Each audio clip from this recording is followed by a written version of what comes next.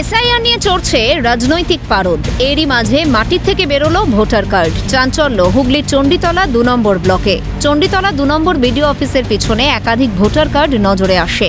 বিষয়টি সামনে আসতেই চাঞ্চল্য ছড়ায়। অন্যদিকে চণ্ডীতলা ২ পঞ্চায়েত সমিতির জনস্বাস্থ্য দপ্তরের কর্মাধ্যক্ষ প্রবীণ ঘোষ বলেন, যারা মৃত ভোটার বা যাদের ডিজিটাল কার্ড হয়ে গেছে তারা ভোটার কার্ডগুলো জমা দিয়েছিল, তাই সেই কার্ডগুলো মাটির তলায় পুঁতে দিয়েছিলেন।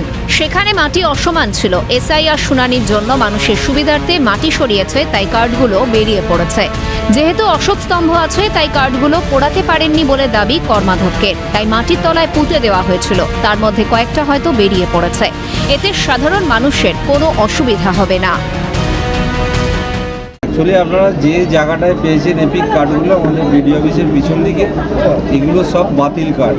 এগুলো সব যাদের ডিজিটাল কার্ড হয়ে গেছে তারা জমা দিয়ে গেছে, বা মৃত ব্যক্তি সে কার্ড জমা দিয়ে গেছে, সেই কার্ডগুলো আমরা ওই মাটির মধ্যে পুঁতে দিয়েছিলাম। যেহেতু ওখানে অসমান ছিল, এসআইআর হিয়ারিংয়ের জন্য মাটিটা হয়তো চাড়িয়েছে, সেই জন্য হয়তো এই কার্ডগুলো একটু বেরিয়ে এসেছে। এমনি ঠিকই আছে, অসুবিধা কিছু নেই। এসআইআর আবহে একাধিক ভোটার কার্ড উদ্ধারে আরও বিতর্ক উস্কে দিল। বিডিও অফিসের পিছনে গুরুত্বপূর্ণ নথি ছড়িয়ে পড়ায় সাধারণ মানুষের মধ্যেও বাড়ছে উদ্বেগ। হুগলি থেকে সুভাষ মজুমদারের রিপোর্ট, ক্যালকাটা নিউজ।